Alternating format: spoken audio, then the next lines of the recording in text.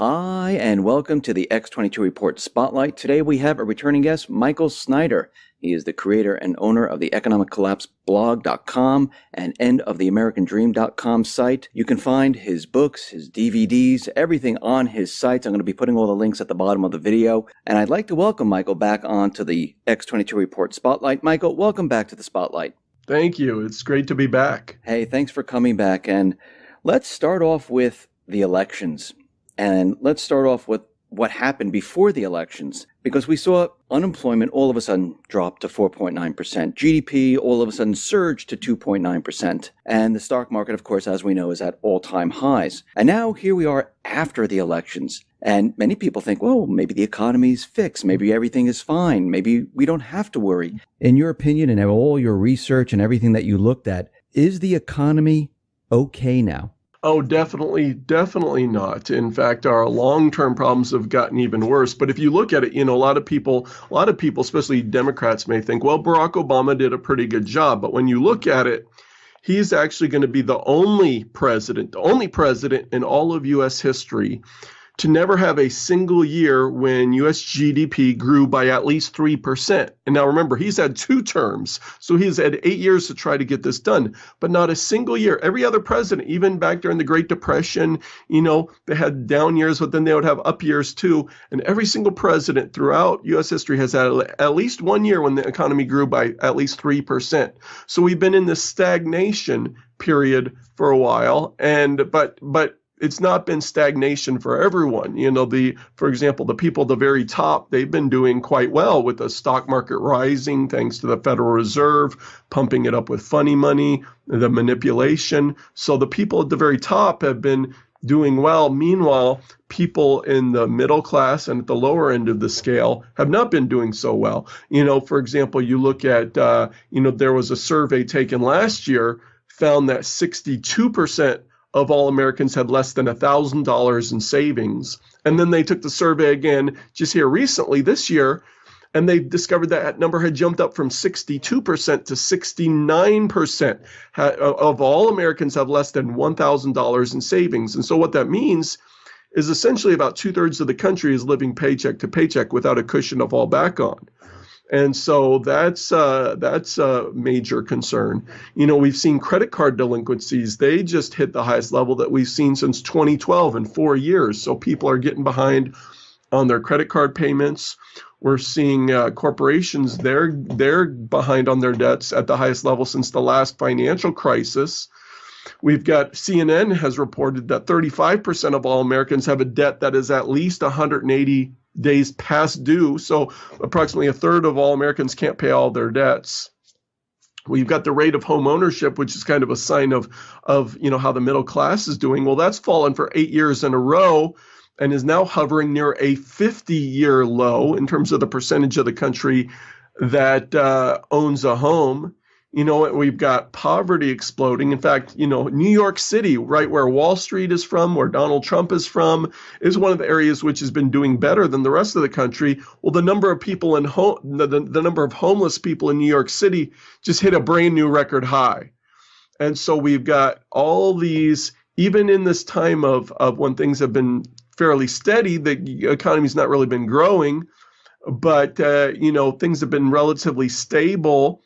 Somewhat, and we can talk about why that is, and I've got some very strong opinions on that. But even during this time of relative stability, Dave, we've got poverty exploding, we've got struggles for the middle class, things are getting harder for ordinary Americans, and we haven't even gotten into the midst of the next great crisis yet. You mentioned, why you think this is stable. What's your view on this? Why do you think the economy is stable throughout this 8 years? Yeah. When people say, well, how has Barack Obama stabilized things? Why aren't we in the middle of a rip-roaring depression right now? Well, the number one factor, and no one ever really talks about this, but the number one factor is debt. And let me give you an example from real life. If you went out today and you went, to a big box store and pulled out your credit card, and you could buy a big 70-inch television, bring it home, and then if you could go out and you could go to a car dealership and get the most expensive car you're approved for and go on vacations and, apply for a bunch more credit cards and spend money. For a while, you could live like a millionaire. But eventually a day of reckoning comes. But for the moment, what you're doing by going into debt, you're bringing future consumption into the present and raising your standard of living. And as a nation, that's what we've been doing. For example, total household debt in the United States at this point is up to $12.3 trillion. The total amount of corporate debt since the last financial crisis has approximately doubled, the greatest corporate debt binge in history. But the biggest of all, of course, is the U.S. national debt. When Barack Obama entered the White House, our national debt was sitting at $10.6 trillion. Today, it's sitting at $19.84 trillion, just shy of $20 trillion. So more than $9 trillion, what the federal government has done is taken $9 trillion from our children, our grandchildren, future generations of Americans, stolen all that money, which breaks down to more than $100 million an hour, every single hour of every single day since Barack Obama entered the White House, taken all that money from future consumption, brought it into the present to make the economy look better now. Because when the government spends money, well, that goes to pay government contractors, it goes to, pay researchers, it goes to as transfer payments into the pockets of Americans who go out and spend it in the stores. So government spending without a doubt stimulates the economy. But so much of the spending is taking consumption from the future through debt, bringing it into the present, making the present look better, because without all that debt that we've gotten into, without a doubt, we would be in a horrible economic depression right now. But Barack Obama has essentially cheated the future, because future generations of Americans are going to have to pay back more money than we borrowed because of interest. So he's cheating the future and destroying the future, because that's what debt does. It destroys the future to make the present look better. So without all this debt, I wouldn't even want to imagine what our economy would look like. But of course, when you go into all that debt, a day of reckoning comes eventually. From all your data and your research and looking at all these different economic indicators, do you think that we're in a recession right now? Well, John Williams of shadowstats.com is convinced. He tracks the numbers, and he tracks what they would look like if honest numbers were actually being used. And according to his numbers, GDP has been shrinking by not by a ton, but by between 1 and 3 and 5, depending on the time. But GDP has been slowly shrinking since about 2005, according to his numbers. Now, so who knows how honest the numbers that the government is actually giving us actually are, because they're always monkeying with them and changing them and altering them. So how honest are they? I don't know, but we do know that things are getting harder for those on the lowest end of the scale, those in poverty. We know that things have been getting tougher for the middle class, but in terms at the high end of the scale, the elite and those the wealthy and those who have been in the stock market, they've been doing quite well. So it's been a very uneven time here in America. And, even Barack Obama and the Democrats, they talk about, income inequality is growing. The gap between the very wealthy and everyone else is increasing. Everyone acknowledges that. And so, that's kind of the situation we're in right now. Now, at some point, things are going to reverse even for the people at the top, because, when the financial markets hit hard times, which I believe they are. In fact, with the election of Donald Trump, I think that's become far more likely, and we can talk about why. We know that right now that there's going to be a transition. Donald Trump is going to be inaugurated in January. He's going to be coming into the White House. He's going to inherit this economy, what has been going on around the world.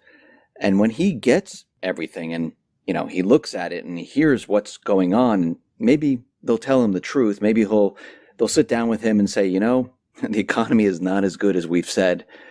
Do you think that he will be able to turn this economy around?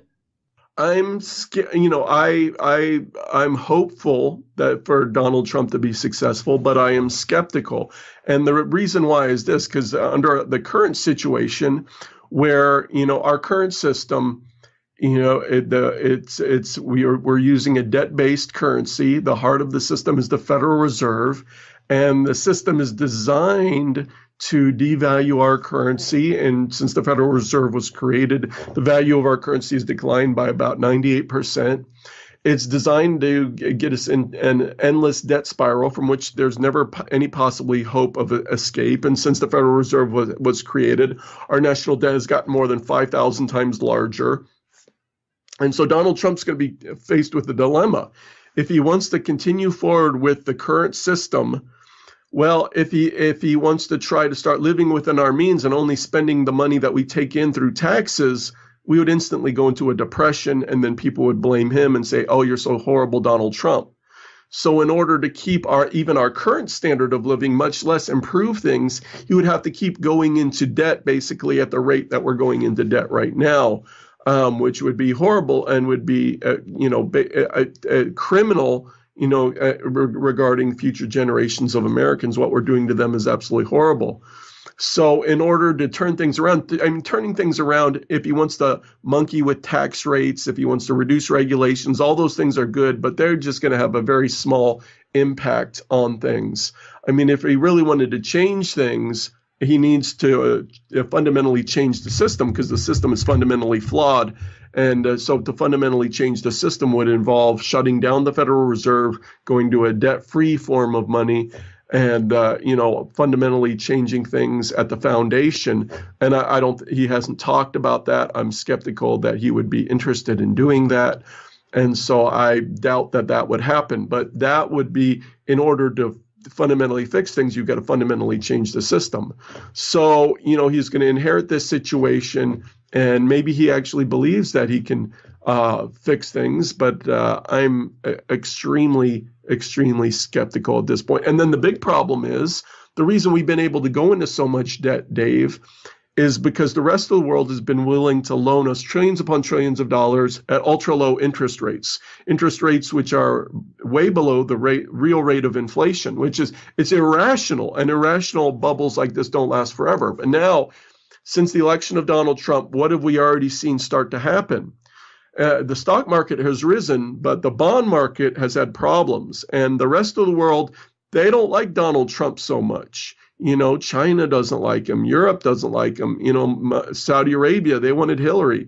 So the rest of the world doesn't like Donald Trump so much. So they're saying, well, maybe we're not going to lend the United States all this money at ridiculously low interest rates anymore. So what we've seen is the rates on 30-year Treasuries shoot up dramatically. There for a time right after Donald Trump got elected. And what happens is, because you've got mortgage rates which are affected by that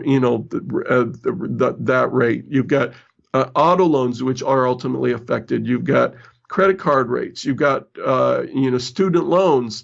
And so when the 30-year mortgage just hit 4% here within the past few days. And so that means when people are shopping for a home, they can afford less of a home. So, that affects the housing market, or people can afford less of a car when they're going out to shop. It affects, ultimately, these interest rates affect everything throughout the economy.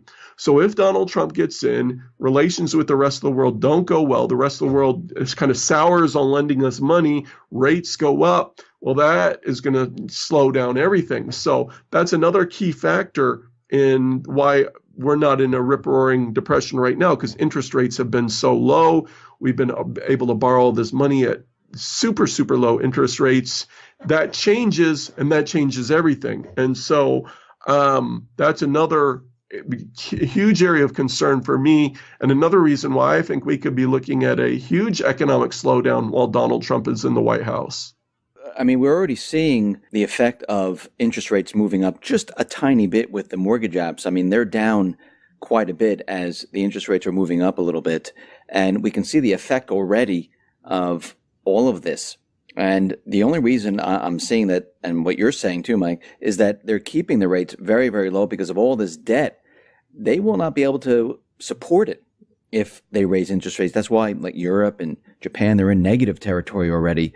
And, the Fed here continually is talking about raising the interest rates. Do you think they're going to actually raise the interest rates this December? They actually might decide to do that, which would be not a good move. But, so that's alarming to me because, and throughout the last several decades, we've seen whenever interest rates go up, economy slows down. Whenever interest rates are pushed down, the economy tends to do better. They've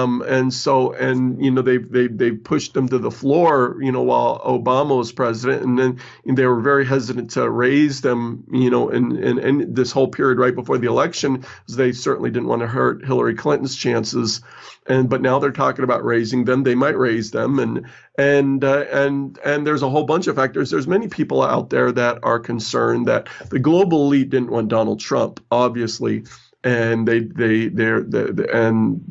very upset at this point. So there's some out there that are thinking, hey, once Donald Trump gets in, that they may, purposely crash the system so that they can blame it on Donald Trump and not only get their revenge, but then, turn the political wins and things in their favor and for their agenda. So we'll see what happens. I don't know, but yeah, raising rates is not a good idea at all. But to a certain extent, the Fed's hands may be forced to a certain degree by the market as rates raised in the marketplace. And so I don't know. We'll see. It's very interesting. Many people say that he's a complete outsider. Other people saying, no, he's not an outsider. He's still with the establishment.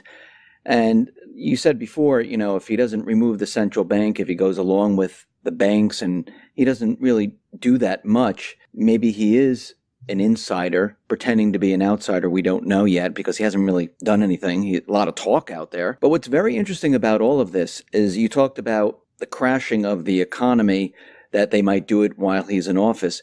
And what's very interesting about Donald Trump is that he's like the king of bankruptcy. He knows how to handle bankruptcy. He knows how to, restructure. And this country, has a lot of debt. He deals with a lot of debt. And the entire country, if it collapses, it's actually kind of good, or maybe they placed him in the White House to handle the actual collapse. I mean, what do you think about that? It's always possible. I mean, we don't know what's going on behind the scenes. And, Donald Trump, he definitely appealed to outsiders during the campaign, and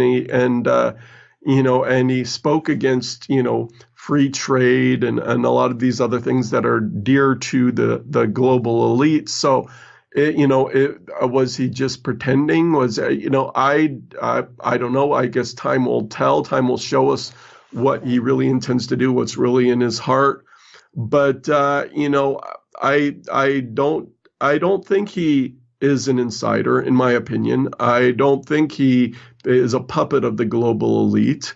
But I could turn out to be wrong. We don't know. But in any event, I am expecting a very chaotic time when Donald Trump is president, not just with economics, but in terms of potentially civil unrest, where we've got, it looks like Donald Trump is going to end up losing the popular vote for a very wide margin. I checked yesterday, the total Hillary's lead was now close to 1 million votes.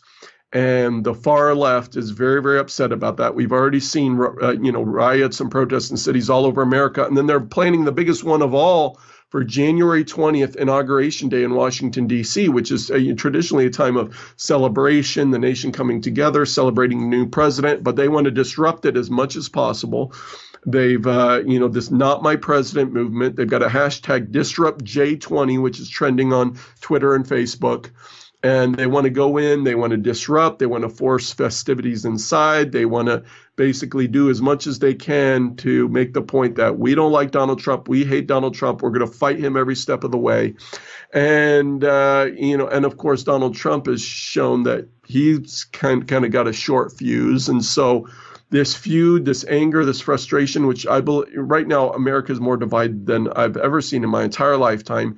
And it could get a whole lot worse. And my fear is that we could see civil unrest, riots, protest, anger, frustration boil over. At the same time, we're having economic problems, and this whole thing could just spiral out of control very, very rapidly. So I'm hopeful for good things under Donald Trump, but I also see for the potential for this to go horribly, horribly wrong.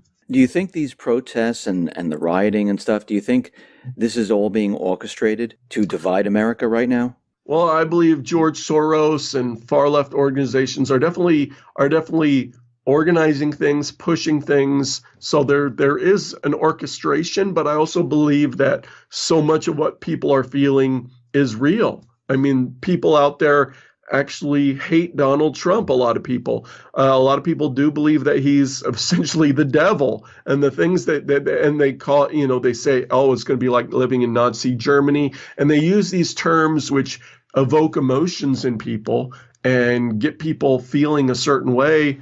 And so I believe the anger and frustration are real. Now, those that are attempting to orchestrate things are using that and fueling that without a doubt.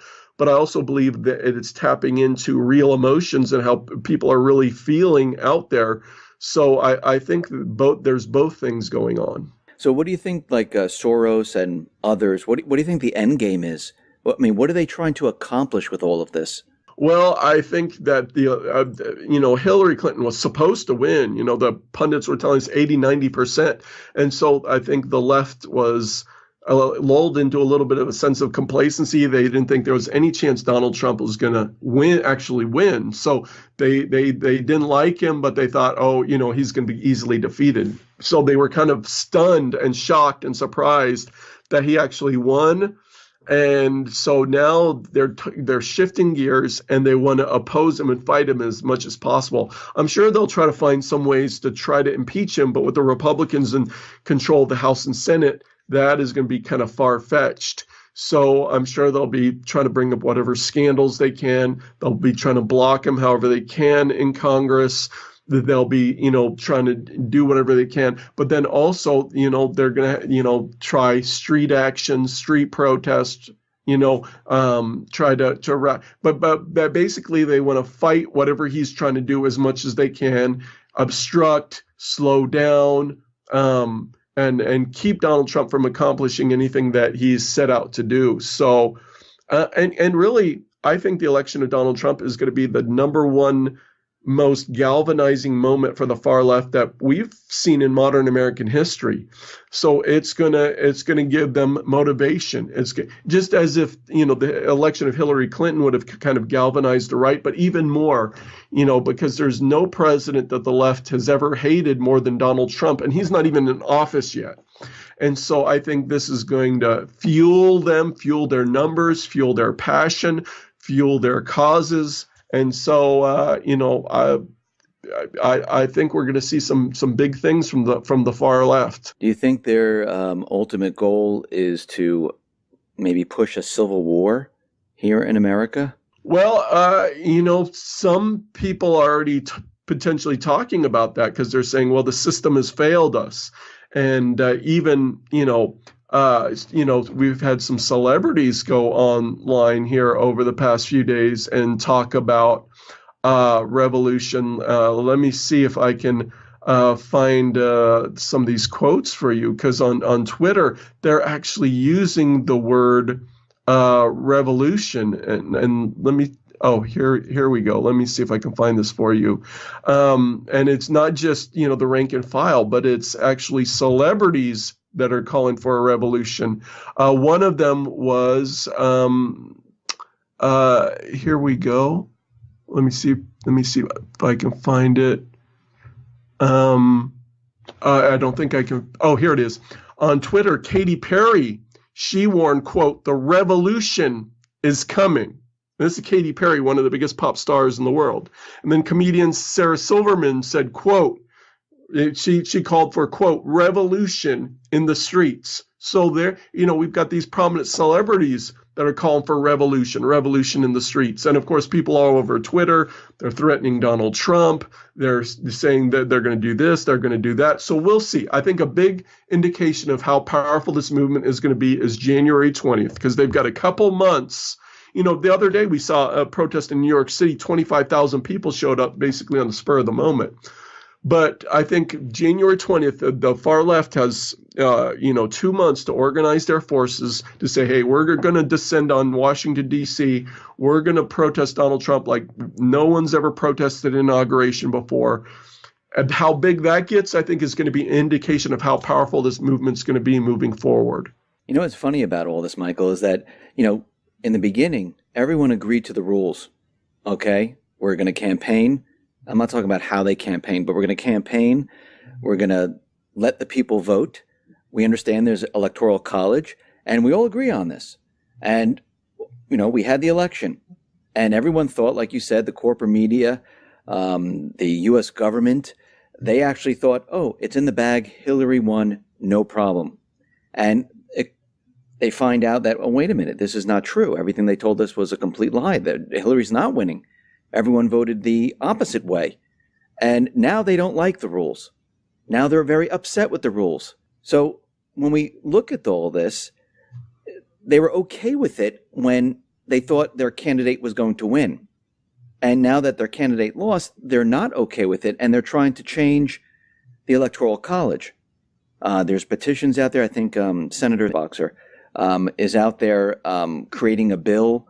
How far do you think they will get to try to change this? Well, I don't think they're going to get very far with their attempt to change the Electoral College, and it would be extremely hard to do because you're dealing with the Constitution. It's not like trying to pass a new law, but and the far left is very upset about all this right now because Hillary Clinton, like I mentioned earlier, she's ahead in the popular vote. And by the time all the votes are counted, it's likely to be well over 1 million vote difference. But putting the shoe on the other foot, if conservatives were in the same situation and Donald Trump had actually won the popular vote by a very wide margin, but then had lost the Electoral College, well, conservatives would be extremely upset too, and understandably so. In my opinion, and it doesn't have any, even before the election, I was saying, hey, it would make perfect sense to, have every vote count equally and to get rid of the Electoral College and have the American people directly elect the next president. To me, that just makes rational sense. Now, since, Donald Trump won the election by winning the Electoral College but losing the popular vote, a lot of Trump supporters, don't necessarily want to hear that, and I'm certainly glad Hillary Clinton is not going to be our next president. So, for my own personal reasons, if nothing else, and that if she had gotten in, things would not necessarily have gone very well for people like me. So I'm glad she's not going to be our next president. But just from a logical, rational point of view, I think it only makes sense to have every vote count the same, the American people to directly elect the president. But now all these conservatives are out there defending the Electoral College because that's how Donald Trump won. But ultimately, I don't think it makes a whole lot of sense. But I'm certainly pleased with the outcome that Hillary Clinton didn't win, although I'm not nearly as optimistic as a lot of people out there about what a Trump presidency is actually going to mean for the future. I was actually far more concerned about keeping Hillary Clinton from getting into the White House than I was in terms of electing Donald Trump. But so we'll see what happens. But as far as the Electoral College, I think it should be changed, but I don't think it ever will be. Mike, that's the only place where I disagree with you. And I wasn't for Trump. I wasn't for Hillary. I was for a person that was going to work with the people, be for the people, not for the central bank, not for corporate interests, not for foreign interests. But I see why we do have the Electoral College, no matter who won. It doesn't make a difference to me because I still feel there's the shadow government, there's the central bank. But going with just the popular vote, the reason the founding fathers put this into place is, one, is some type of safety check because you can manipulate the votes, and they didn't want a candidate going to the popular cities with the population in that city and only going to those individuals and completely disregard the rest of the country. And with manipulation in the voting systems, which actually Bev Harris from Hacking Democracy shows that you can do this, where you can manipulate the votes. If we went with the popular vote, it's very easy to manipulate the votes in your favor. Actually, there's a report right now that about 3 million illegals actually voted in this. If you subtract those individuals who are not citizens of the United States, who jumped over the border, who came here illegally, and I have no problem with people coming into the country if they go through the process, but just jumping over the border and saying, okay, I'm in the country. It's like jumping over, the turnstile in a football game saying, okay, I'm in the game, I didn't pay, or getting into a movie theater or anything else where you can say, I made it, too bad about you guys, you had to pay, you had to go through the process, no big deal. But I think that is why they put that into place. And there are states and there are certain regions that, want a say. And if you only, go to New York, if you only go to Dallas, because all right, that's where the majority is. I know if I just get this, that will be 51%. The rest will be 50%. So all I have to do is do this, manipulate whatever I need to do in those certain cities. The rest I don't care about. And it's very easy to do. And I think this is what the Democrats and the corporate media and Obama thought. They thought, okay, we have this down. We know we're going to get the popular vote. And hopefully with this popular vote, we will get the Electoral College. Because if you noticed, a lot of the laws with the Electoral College, if you don't vote in a certain way, you're fined. So they're kind of forcing them to go along with the popular vote, to go along with what is going on. And they kind of knew this. And if you can manipulate it enough, they were hoping that this would all fall into place and go where they want. And actually, if you look back when Gore was running, they thought, oh, wait, we have this here also. We have the popular vote. Once again, it's strange how it happened twice. And they had the popular vote, and Bush, had the electoral. He switched, I forgot which state it was. It wasn't Florida. I know Florida was part of it, but there was another state which he flipped that usually voted in a Democrat way, and it flipped it to a Republican. But we can see that this happened now twice, and this concerns me. And I see why the founding fathers put the Electoral College there, because they were trying to protect and make the voice of the people even across the states. So it's very difficult to manipulate the elections. Yeah, and we've got voter fraud. We've got, in a perfect world, we would have, voter ID in every state, where you'd have to show identification and prove you're a citizen in order to vote in all 50 states. And so we've got so many problems and so much corruption. So there's a great deal of things that need to be fixed with our system, without a doubt.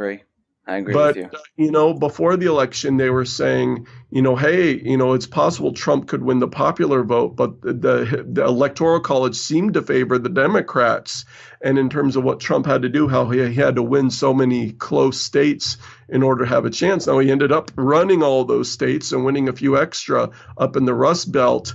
And so it really was a miracle. But really, those that are supporting Trump kind of forget that really the way the Electoral College falls these days, it really appears to give the Democrats an advantage, a built-in advantage. So this could have easily gone the other way. So, and I could very easily see a future election where a Republican won the popular vote, but the Democrats won the Electoral College, and that would not be necessarily a good outcome. So there's pros and cons. Yes. I wanted to move on to the corporate media and how they're going after alternative news sites. I mean, Google, Facebook, Twitter, the corporate media, they're going after fake news. And they're now putting out lists of, these are the sites that are fake. These are the ones that are real. Don't listen to this. And I mean, because what they're saying right now is that, Trump won because of all this fake news. So I guess my site, your site, Zero Hedge, Activist Post, these would all be considered fake news. What do you think about this? And why do you think they're doing this? Yeah, the list that's circulating was put out by some really liberal assistant professor out there who, and she doesn't necessarily represent the mainstream media, certainly, and hopefully nobody's listening to her. But in terms of Google and Facebook saying they want to go after fake news sites, well, if they just go after the fake news sites, and there are these websites out there that purposely publish fake news stories, and they end up getting shared all over Facebook because they kind of sound real, and they're purposely designed to be the kind of stories which people go, oh man, that's so shocking, let me share that. But it is fake, and it's purposely fake, and they're doing it to get clicks and to get traffic and get attention, or for other more insidious reasons. So these fake news sites do exist, and they are a problem. And so if Google and Facebook just go after those fake sites and that's it, that could potentially be a good thing. But now if they say we're going against sites that aren't truthful or not accurate, which they would translate into, okay, the alternative news sites, conservative news sites, patriotic websites, well, then that's a major problem. And so, could part of the backlash be of a Trump victory that they're going to go after people like us? It's entirely possible, and it's a major concern, and it's something that I'm watching and hoping that does not happen. But we'll see, because, and this is another thing with the division. Instead of the country coming together now, there's so much anger and after the election, the fighting is continuing. I mean, throughout this election, we've seen this election rip apart families, friends, churches, communities. Relationships that took decades to build are being divided, are being ripped apart. And so there's so much anger, so much frustration. And now that the election is over, there's a backlash. Conservatives are just, pounding on liberals. Liberals are pounding on conservatives. So they're, we're divided, and it continues to get worse. And a house divided against itself will fall. And so, a lot of conservatives are feeling really good right now because Trump got in, but I don't necessarily see so much reason for optimism. I agree with you that if we stay divided, this is not going to work. And the founding fathers, they've been telling us this all along, that the nation cannot be divided. We need to come together. We need to find out who our true enemy is, what the problem really is, and look past, Republican, Democrat, and say, something, who's behind the curtain? Who is orchestrating all of this? Why do we have these individuals? And I think we all need to come together and stop the protests, the riots, and everything, and try to figure out how we can make this country better, how we can remove those individuals like the central bank, of course, the shadow government, those who are big money, elite individuals that are pulling the strings on certain things going on, like George Soros and others. I think we need to come together to find out, like, these are the individuals that we need to stop, that we need to say, something, you cannot control the government anymore. We need them to be removed. But at this point, I don't see this happening right now at all. Yeah, there's some hope that Donald Trump would come in and drain the swamp and fundamentally change the government, root out a lot of the corruption and a lot of the influence. And so far, the signs I'm seeing, and for example, there are reports he's considering a former Goldman Sachs banker to be the Treasury Secretary, and that's certainly not draining the swamp. And concerned with potentially some of his other cabinet appointments that have been, floated so far. So not a lot of promising signs so far on that front. And then, of course, you mentioned the central bank, the Federal Reserve. It's not something Donald Trump really even talks about, but that's, at the heart of things. And that's one of the reasons I wrote the article I did yesterday about, what Donald Trump needs to do. My article is entitled "Why Donald Trump Must Shut Down the Federal Reserve and Start Issuing Debt-Free Money." And he could do that. President Kennedy did it, started issuing debt-free money. He didn't get rid of the Federal Reserve, but he started issuing debt-free money back in 1963. And Donald Trump could do that. Donald Trump could make these big changes. He's certainly I believe he's an outsider, and he's bold enough and strong enough potentially to make big moves, but he's not talking about it right now. It's not on his agenda. So we'll see. A lot of people are hopeful that Donald Trump could make some fundamental changes. We'll see.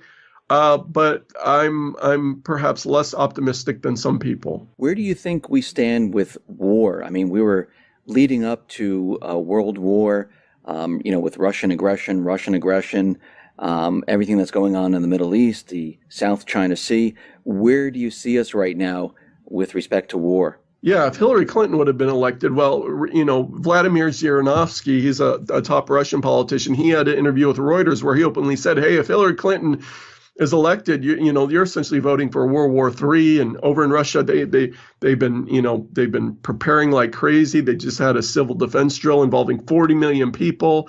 A news broadcast recently, they openly told people, hey, you need to find where your local bomb shelter is in case war breaks out with the United States. So we've been on this trajectory toward war with Russia because of Syria, because of Ukraine, because of everything else.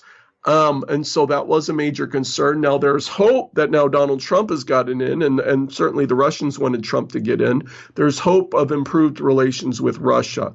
And so far there's some promising signs. However, Donald Trump is talking about people like, hey, people like John Bolton for Secretary of State. What? That would be a major, major problem, because talk about a warmonger. And of course, John McCain's already telling him, hey, you can't get soft on Russia. The Pentagon is very, very anti-Russia at this point, and will Trump listen to the generals?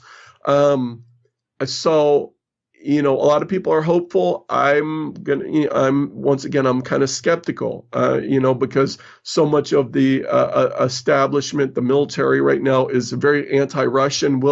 And Donald Trump has not said he's necessarily pro-Russian. He said, hey, I'd like good relationships with Russia, but we'll see. So we'll see on that front. Now, alternatively, I think China is already extremely alarmed, because who was the politician that was toughest on China? It was Donald Trump, and deservedly so, because China's been manipulating their currency. They've been cheating us on free trade. They've been stealing our technology. The list goes on and on and on and on. And so Donald Trump has been talking really tough on China. And so China's saying, hey, Donald Trump, if you try to do any of these things you talked about, we're going to go into a trade war. You're not going to be able to sell your iPhones here. We're going to slap all kinds of tariffs on everything, which they already have, but they said they're going to do it even worse. And so China's gearing up for a trade war. And of course, we still got the situation in the South China Sea. How is that going to be resolved? But I could see relations with China getting a lot worse under Trump, because the Chinese, they've been having the good end of the game for a long time, and now Donald Trump wants to make things more equitable, and the Chinese are not thrilled about that at all, and they're already very upset with us because of the South China Sea. So, and then the concern is, once again, Donald Trump does have a temper. Now, of course, Hillary Clinton actually has a worse temper, and people didn't talk about that much during the election, but she has a horrible temper. But Donald Trump has a temper too. And so if, things with Russia, they could be going good for a little bit, but one single thing, and Donald Trump could suddenly decide, oh, Russia is on my bad side, or China's on my bad side. And we've seen how Donald Trump goes after his enemies. And that doesn't work necessarily in the area of international diplomacy. So I could see things getting worse with China real quickly. And if something happens and Trump decides he doesn't like Russia, things could get a lot worse with Russia too. So I know people are optimistic that maybe the march toward World War III, has been diverted. But I wouldn't come to that conclusion so quickly. Let's wait and see what happens. Michael, thank you very much for being on the X22 Report Spotlight. Once again, how can people see your work? Yeah, the website I'm primarily known for is theeconomiccollapseblog.com, or if you just go to Google and type in The Economic Collapse, it's the first result that comes up. And then I also have other articles and things that I do. But if people want to find all my writing in a single place, they can go to themostimportantnews.com or just go to Google and type in the most important news. It's the first result that comes up. And then people can find all my books. I've got 3 books. They can find them all on Amazon.com. Michael, once again, thank you for being on the X22 Report Spotlight. Thank you so much. I very much enjoyed it. Me too. Thank you.